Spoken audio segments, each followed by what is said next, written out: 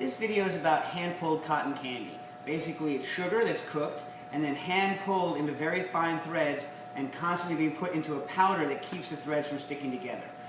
There's different varieties from all over the world. There's dragon's beard from China, which is flavored usually with toasted rice flour. There's Pashmak, which is Persian, which is usually, I believe, sesame flavored. And then there's Pishmanie, which is Turkish, which is often flavored with flour toasted in butter. So here's the recipe for dragon's beard. You're going to want to take a kilo of sugar, granulated sugar. Then you're going to add 100 grams of corn syrup. This is to prevent crystallization. 1 teaspoon of white vinegar. We're using 4% acidity white vinegar. And this is really the weak point in the recipe. This is to cause the sugar to invert, which is going to make it softer. Problem is, the longer that it cooks, the softer it's going to get. And then 500 mils of water, which I'm going to pour around the sugar. You want the cook time to take about 20 to 25 minutes. When it's boiling, you're not going to want to stir it because that could increase your chances of crystallizing. You're just going to take a wet brush and wash the crystals down off the side of the pot like so. Okay, so the cooking's almost over. We're going to turn it off just as it gets below 132 degrees. It's going to rise up to 133. Now that the sugar's cooled down to about 100, a reasonable temperature, we're going to pour it into our quart containers. So you want to pour, about that much into each one. And you're going to want to let them set until they're completely cool. The most important decision you're going to have to make is what kind of powder you're going to use to keep all the strands separate, because that's where the flavor is really going to come in. So traditionally in China you would use toasted rice flour.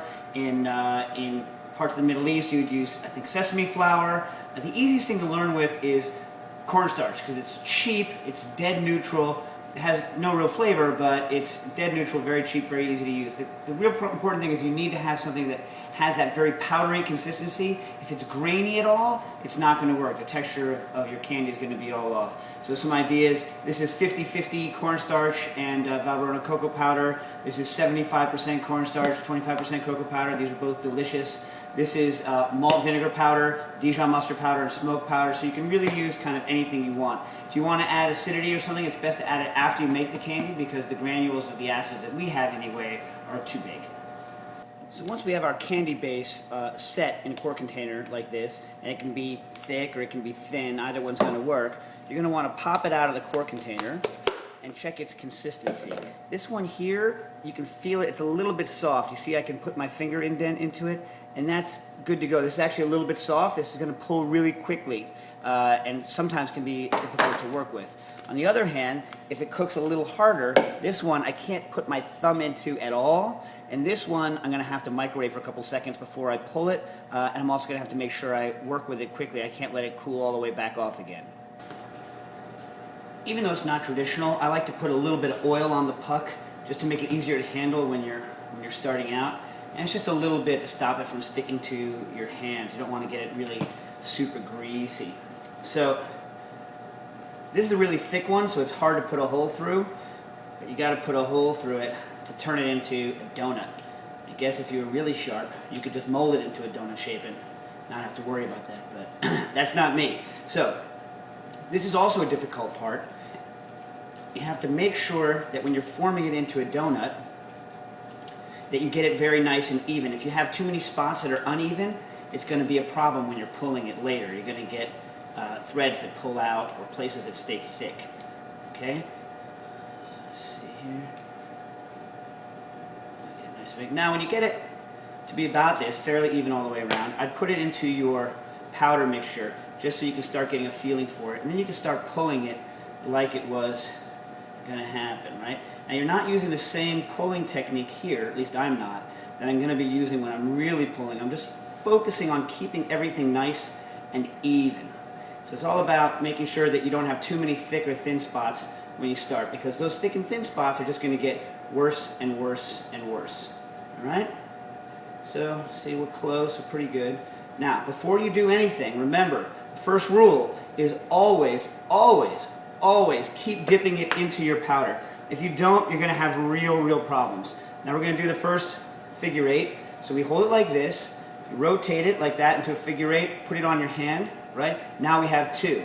Now I'm going to start showing you the normal technique.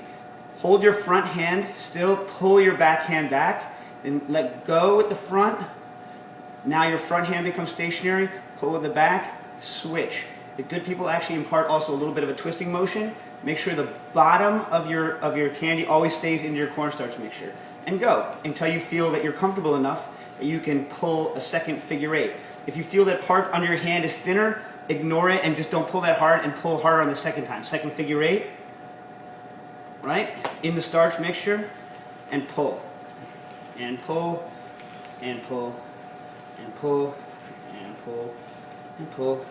That part's thinner, so I'm going to let it slide a little bit. I'm not going to pull as hard in that part. This part's a little thicker. I cheated just there, right?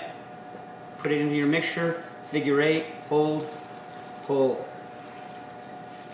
Pulling with the back, the front staying stationary, the back hand is providing all the force. The front's just a place holding on. The back is doing all the pulling. And I'm imparting a slight twist, right? Starch, figure eight, pull. Now you can see, because I'm not paying attention to what I'm doing, I'm paying attention to you, that I'm starting to lose some strands. That's okay, just keep going. It's not going to really affect the final candy that you make. Figure eight. And once you get practice, you're going to be able to go bigger and bigger, longer and longer strands before you pull the figure eight, which is a lot more impressive, right? Again, now we're going to accelerate this in fast motion so that you don't have to sit here and watch everything.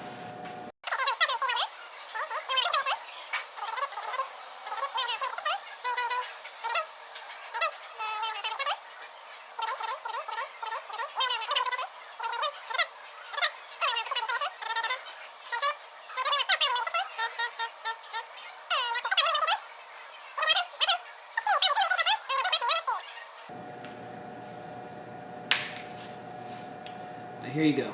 This is dragon's beard, or similar to Pashmak, or any one of the other things you might want to call it. It's still very pliable. You can break it off now. I don't recommend you use scissors because it's going to glue these things together. Just pull it with your fingers like so, and you can break it apart, and you can see it's got a really nice cotton candy kind of hair effect. Then if you lay it out to dry, it's going to get a little easier to work with. They're going to become a little more friable, and you can break them off easier, but it's going to last a good long time. We've had them for several days. We've kept them, or even a little bit longer. Notice that I didn't do such a good job here, and so I have these little things. Don't worry about it. That's not going to affect your finished product that much. But there you have it. Dragon's beard, Pashmak, Pishmanie. Can't really pronounce the Turkish one, but there you have it. Totally done.